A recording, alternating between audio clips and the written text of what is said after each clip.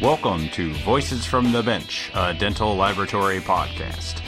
Send us an email at info@voicesfromthebench.com or look for us on Facebook at Voices from the Bench.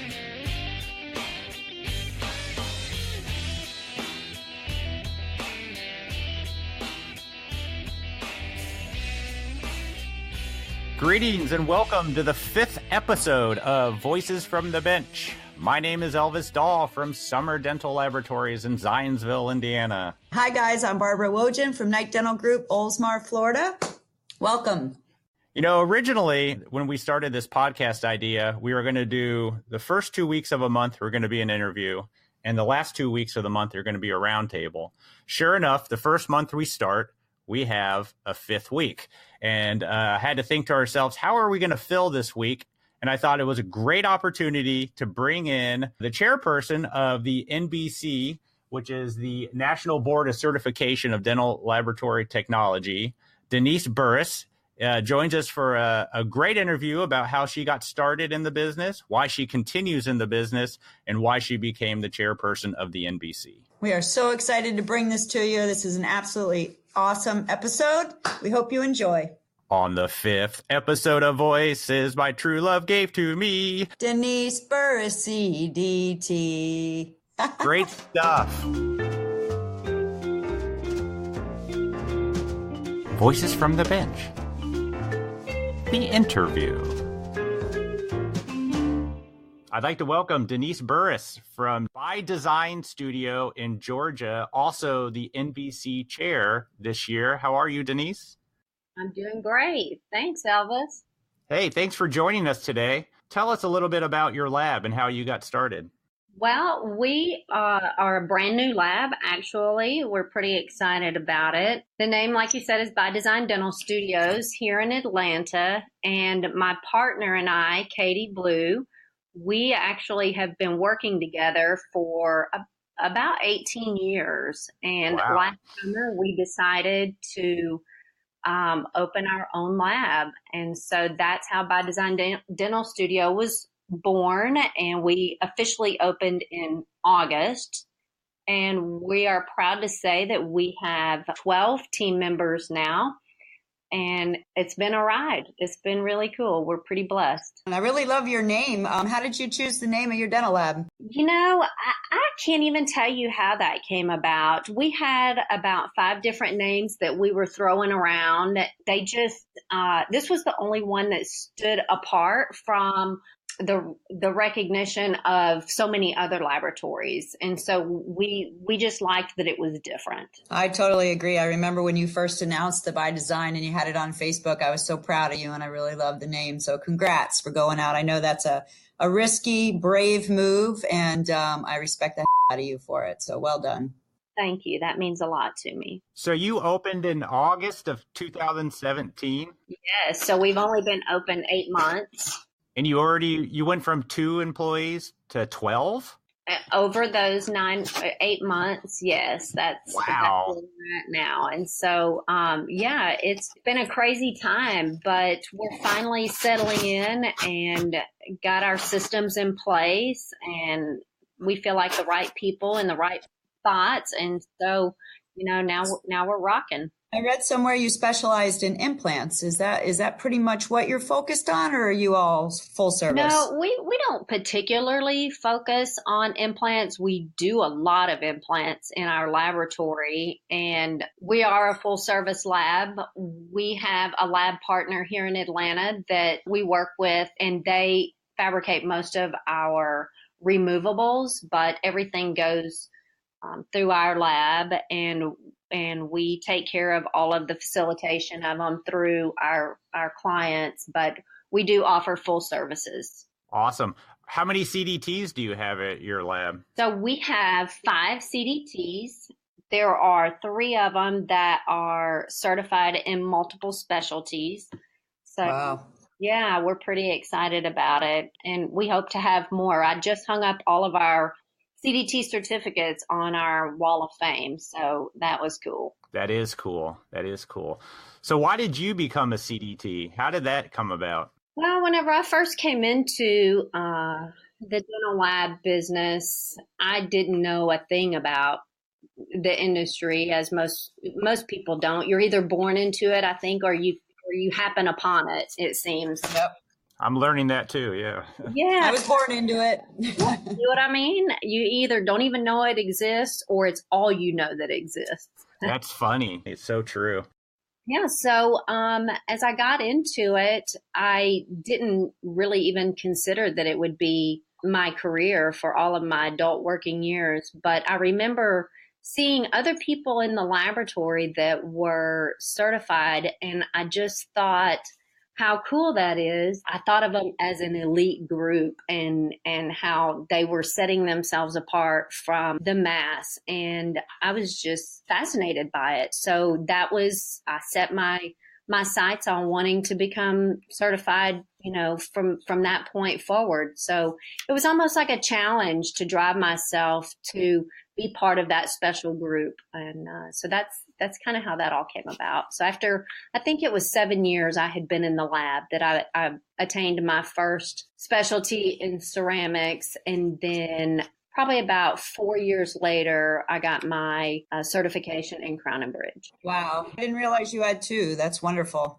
I remember for me here in the laboratory, I had been here over 5 years, and my dad challenged me to take it. He had his CDT, and he came to me one day and said, hey, I really think you need to do this. For me, it was a personal challenge because I wanted to make him happy, but I also wanted to grow my skills. And, I really studied. I learned a lot, and I did things that I don't normally do, like wax and finish metal. And it was really gratifying to take and pass it. So I echo the feeling. Yeah, I almost think that as I look back, I wanted to prove myself, but mostly I wanted to prove myself to myself. Yeah, I love that. I know a lot of people get their CDTs in order to make themselves marketable and to earn more money. But as a lab owner, what keeps you continuing to renew your CDT? That for me, it's mostly because I earned it. Yep. Something that nobody can ever take from me. And I was proud of myself whenever I received my certificate, and I remember the excitement of receiving my letter saying that I had passed. And for me, it's just, I have a sense of pride in having that designation, and I wouldn't dare think of letting that go. It's just important to me. And I think that it's part of being a role model to other technicians, some that have been in the industry for their whole lives or years, and the new coming technicians. And I want them to feel the sense of pride that I have. And hopefully it'll inspire them to drive themselves a little bit further in their career as well. I love that answer. That's a great answer. And I see a lot of times on Facebook now, on the CDT, some of the websites, the dental technology websites, and every time somebody passes now, they'll take a picture of it.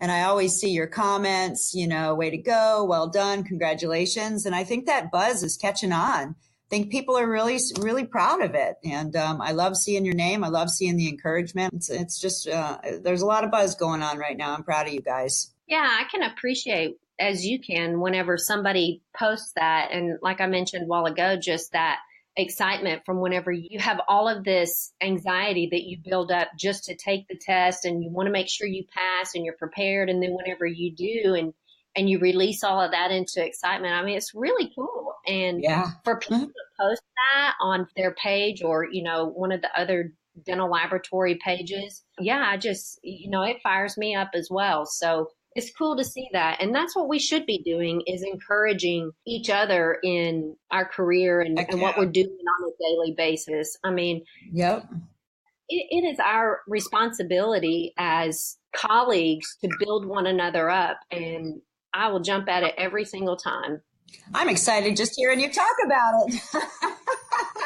I have goosebumps. Cool. I totally agree. I think it's fantastic. We've had a few employees I've witnessed go through it, and I can see how anxious they are taking the test, getting ready for the test. And then I also see how excited they are when they pass. It's pretty exciting, and I'm happy for them. Yeah, and I think that, as people are getting ready to take their exams, I've been asked numerous times, what can I do to best prepare for the test? And there's really only two things for me, and that is to practice. Yeah.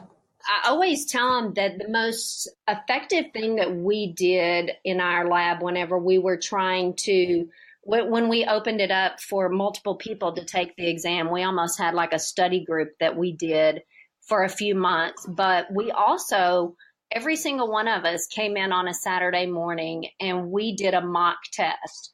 We started our day at 8:00 and the bell rang at, I think it was 1:00. I don't recall exactly, but we went through a mock test. And what that showed everybody was if they were really prepared.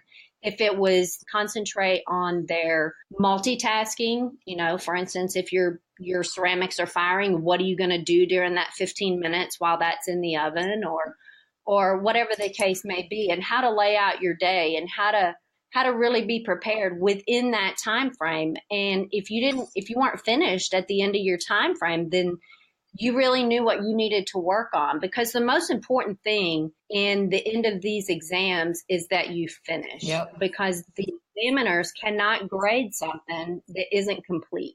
Just by making sure that you check off every single task that you're supposed to do, I think is the most important thing. And then obviously whenever you're doing your written portion of it is just using the study guides that are available. A lot of it's available on the NBC website, and just really studying, taking it seriously and studying. I think that's a great piece of advice. I think a lot of people look and they say they have 5 hours and that's a long time. But if you're not good at cycling, or, you don't use that oven time to turn around and do something else, you can lose a lot of time there. So I think that's great advice to go in on a Saturday. I know that that's what we did here. We did it for a couple Saturdays in a row, until we actually finished. And it means a lot, because you have a little bit of stress and panic going on. And if you don't know how to utilize your time, you don't finish. So that's great advice. Yeah. So Denise, you are the 2018 chairperson on the National Board of Certification of Dental Laboratory Technologies. Yeah. It's a long title. So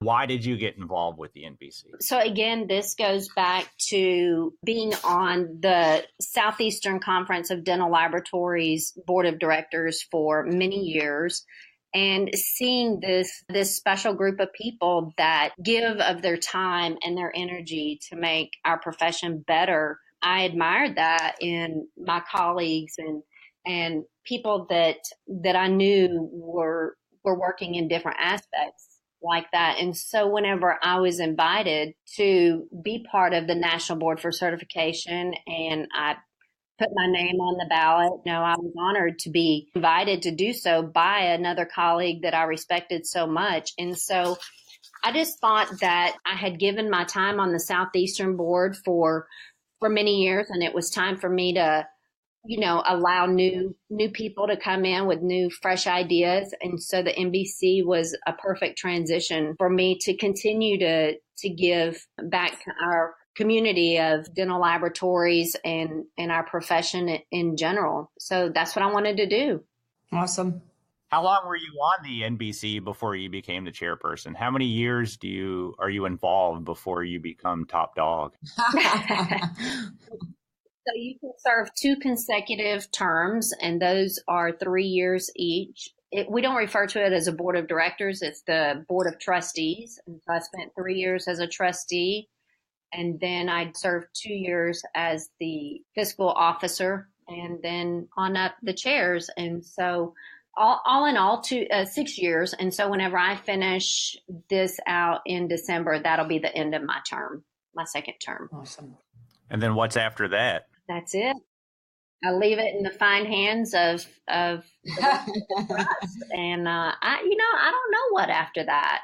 I don't know. Maybe I need to stay in town more and give focus to our laboratory here, or I don't know. But I'm open. I'm open to where I feel like the profession is calling me.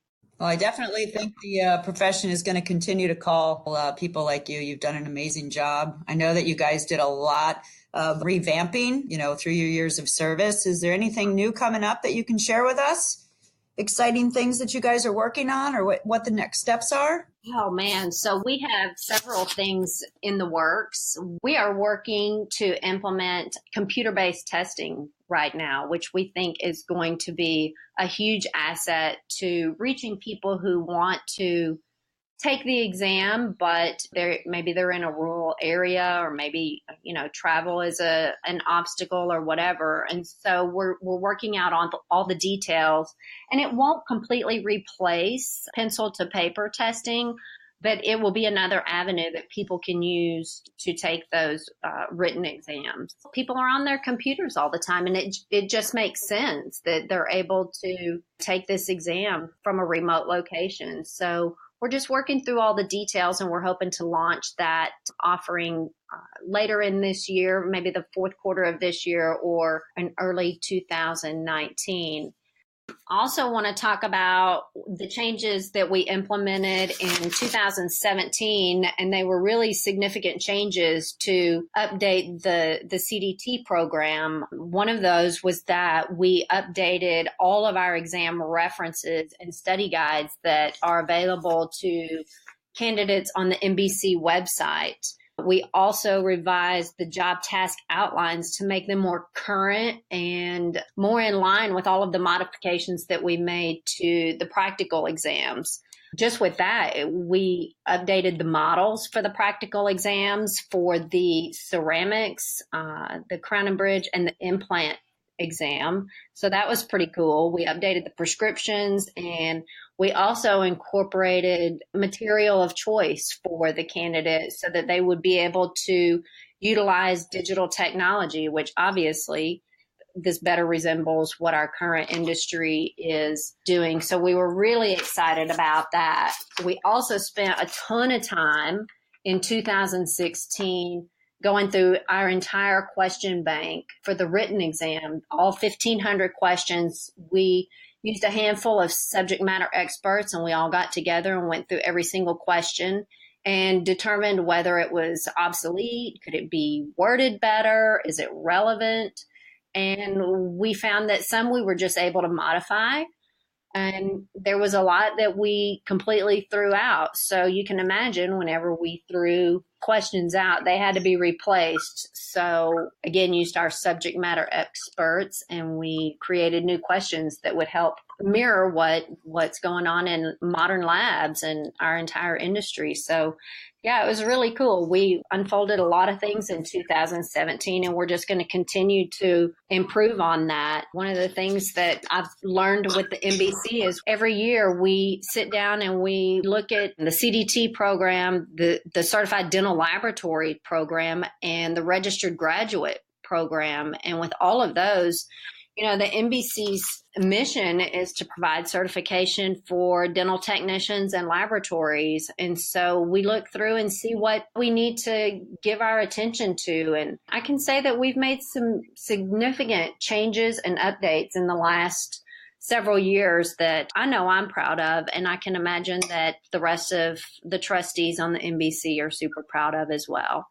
So hopefully that's translating over into technicians and laboratories all over the country, and they can be excited too. Part of the reason that I love this podcast is so we can share light on all of the activities and all of the time spent, all of these awesome individuals giving their time to update and make changes and, write questions and eliminate questions. I think somehow getting the word out, as hard as we work and as passionate as we are, the improvements were done by us, nobody other than that. So I was a part of that as well. And it was an awesome experience. And I'm so glad that you're here to share all of that with us. Yeah, absolutely. The NBC is staffed by volunteers, and we all have our own laboratories and our own businesses that we're working on and working in, and our families. And, so it's a tremendous amount of time that's given. But I think that Jeff Strunk said it best. It's a philanthropy for those of us who volunteer, because it's not only making it better currently, but continuing to perpetuate our profession for the next generations. And that's the most important thing. Yep. Well said. And again, it excites me. I'm very passionate about it. I believe in it. And I'm just so grateful to hear of all the great things we're doing. Me too. Thanks for giving me the opportunity to talk about it and share it with people who aren't necessarily in tune to everything that's been going on, because as you know, Barbara, we've worked really hard the last few years to bring everything current because there have been so many changes in our profession, obviously with digital technology, that we really had to address. And I think that we've done a tremendous job doing that. Yep, me too. When was the last time the whole program was rehauled such as this? I don't know. Was it ever? I don't know if it's ever, like been completely overhauled, because I don't think there's ever been a time where there were that many significant changes. And bringing digital technology into not only the written exams, but the practical exams. I don't think there's been another time in dental technology history where there was that much of a paradigm shift where you had to overhaul everything. Yep. That's interesting. Agreed. So do you guys have a total of number of CDTs out in the world right now? Yes, so there are just about 5,000 active CDTs in the CDT program, which is about 11% of the technicians in our industry. Most of those are in the United States, but we do have about 1% of international CDTs. Yeah, that's what I was wondering. I didn't know that the NBC certified CDTs outside of the U.S. That's interesting. It's one of those things when a dentist comes to the United States or vice versa to a different country, that other country may or may not recognize their license or their designations. So it doesn't automatically transfer to other countries. Most countries have their own specific requirements, but we do have some CDTs overseas. How many new CDTs were there last year? We typically test about 150 new CDTs.